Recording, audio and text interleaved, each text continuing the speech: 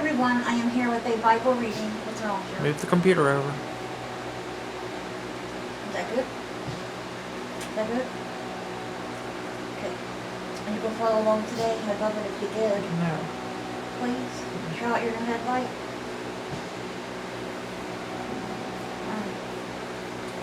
So today, guys, we're going to be reading Revelation chapter 8, Psalm 136, and Proverbs chapter 30, verses 7, 8, and 9.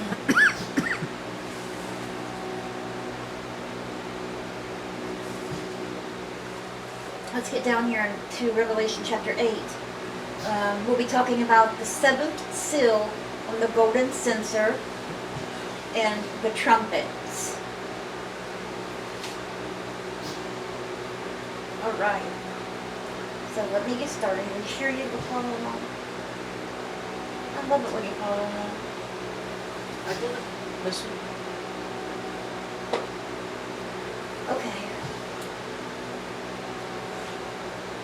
When he opened the seventh seal, there was silence in heaven for about half an hour. And I saw the 7 angels who stand before God, and 7 trumpets were given to them. Another angel, who had a golden censer, came and stood at the altar. He was given much incense to offer with the prayers of God's people on the golden altar in front of the throne. The smoke of the incense, together with the prayers of God's people, went up before God from the angel's hand. Then the angel took the censer, filled it with fire from the altar, and hurled it on the earth. And there came peals of thunder, rumblings, flashes of lightning, and an earthquake. Then the 7 angels who had the 7 trumpets prepared to sound them. The first angel sounded his trumpet, and there came hail and fire mixed with blood, and it was hurled down on the earth. A third of the earth was burned up. A third of the trees were burned up, and all the green grass was burned up. Sounds like, even the animals are not going to be able to survive and eat, right? All the grass is going to be burned up. The cows can't survive. Any animal that lives on, eating grass. It destroys the trees. We're not going to have no air to breathe, and so on. This is what the end days are going to be like if you're around at the end of the world, which we don't know when it is. And the Revelation talks about how weird the weather is going to be in the last days, and we have weird weather and a lot of other things. It seems like it's taking place that Revelation talks about, but we just never know. And Jesus will be back in the blink of an eye. You won't know when he's coming, we'll least expect it. That's why you have to be ready. So, make sure you're ready. So it doesn't matter when he comes back. You'll be ready regardless. Or if you pass away before then, you're still secure because you know to where you're going, to whom you're going. Okay. The second angel sounded his trumpet, and something like a huge mountain, all ablaze, was thrown into the sea. A third of the sea turned into blood. A third of the living creatures in the sea died, and a third of the ships were destroyed. The third angel sounded his trumpet, and a great star, blazing like a torch, or a meteor, fell from the sky on a third of the rivers and on the springs of water. The name of the star is Wormwood. Wormwood. A third of the waters turned bitter, and many people died from the waters that had become bitter. Can you imagine drinking water that had blood mixed in it? Plus all the dead animals that were dying in it because of the blood and stuff in it? Ew. But I mean, might be the only thing to drink, right? You may not have a choice. Either drink that or drink nothing. It's not going to be an easy time. The fourth angel sounded his trumpet, and a third of the sun was struck, a third of the moon, and a third of the stars, so that the third of them turned dark. A third of the day was without light, and also a third of the night. I don't like the dark. I don't like the dark at all. I don't like being in the dark. I never have. Nope. So, if you're like me, you will not like that. I like the light. I like having light. I don't sleep and have never slept without a nightlight. You can ask anybody that. Ask Sherm. ask Mom. Ask Cynthia. They know. When I was a kid till now. Okay, and as I watched, I heard an eagle that was flying in mid-air call out in a loud voice, "Woe, woe, woe to the inhabitants of the earth, because of the trumpet blast about to be sounded by the other three angels." That's right, because it's only going to get worse. So that's where we're stopping today with Revelation chapter 8. That was all of Revelation chapter 8. And we're stopping there with the fourth angel. So God willing, we'll come back tomorrow together and we'll get to read hopefully about the rest of the three angels and what their trumpet will bring. Their trumpet blast. Once the last one blows its trumpet, well, we'll see tomorrow. God willing. Alright, and our psalm today has 26 verses. Let me tell you guys, this is the psalm some people might not like, some people might love. This one has a lot of the, it repeats a lot of the same thing over and over and over and over to the very end. So just letting you know. But another beautiful psalm indeed. Which one is not? Okay. Give thanks to the Lord, for He is good. His love endures forever. Give thanks to the God of gods. His love endures forever. Give thanks to the Lord of lords. His love endures forever.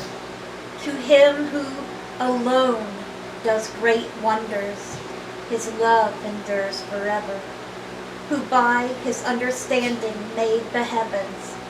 His love endures forever. Who spread out the earth upon the waters. His love endures forever. Who made the great lights. His love endures forever. The sun to govern the day. His love endures forever. The moon and the stars to govern the night. His love endures forever.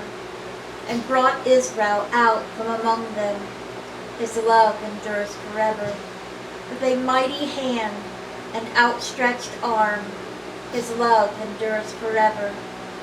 To Him who divided the Red Sea asunder, His love endures forever. And brought Israel through the midst of it, His love endures forever. But swept Pharaoh and his army into the Red Sea, His love endures forever. To Him who led His people through the wilderness, His love endures forever. To Him who struck down great kings, His love endures forever. And killed mighty kings, His love endures forever. Shion, king of the Amorites, his love endures forever. And Og, king of Bashan, his love endures forever. And gave their land as an inheritance, his love endures forever. An inheritance to his servant Israel, his love endures forever. He remembered us in our low estate, his love endures forever. And freed us from our enemies, his love endures forever. He gives food to every creature, his love endures forever. Give thanks to the God of heaven, his love endures forever. Alright guys, and that was all of Psalm 136. I will call it His Love Endures Forever, because it has repeated all throughout that one. Okay, so ending today's Bible reading, let's see, is Proverbs chapter 30, verses 7, 8, and 9. We ended with the utterances of that guy, I can't remember his name, from yesterday. So this might be him continuing on. 2 things I ask of you, Lord. Do not refuse me before I die. Keep falsehood and lies far from me.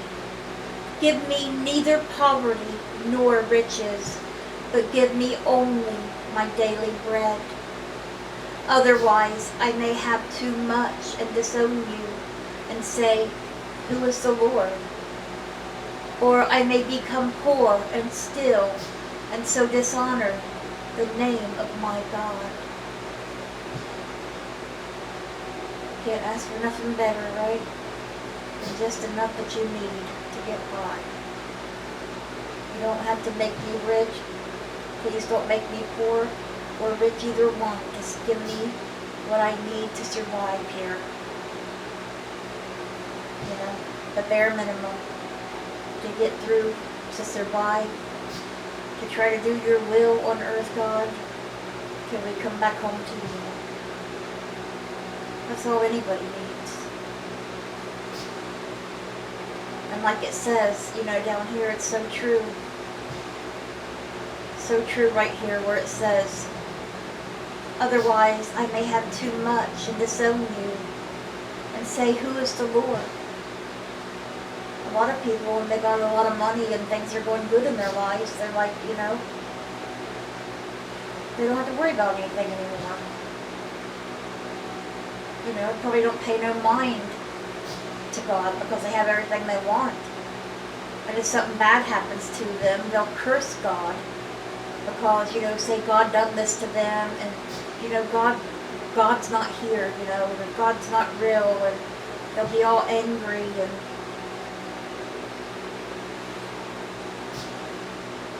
you have to love God in all circumstances, because He's there in all circumstances. He'll get you through one way or the other, no matter what your circumstance is. And remember, it's His will, not ours. He's our Father. He knows the future for each and every single one of us. He made us.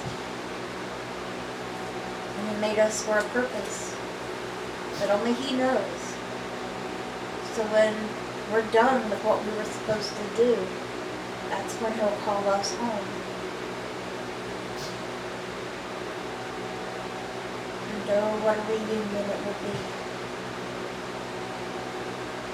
No sadness there.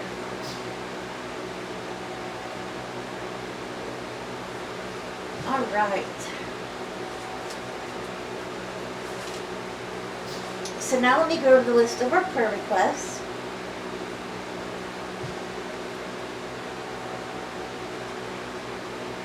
Please keep Rhonda Karshner in your prayers, my mom.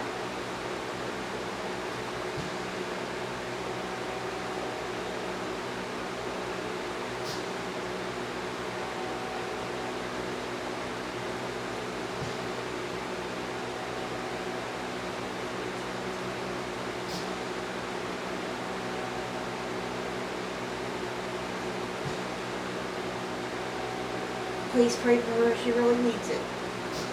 Just turn it off. Turn it off, Shirley.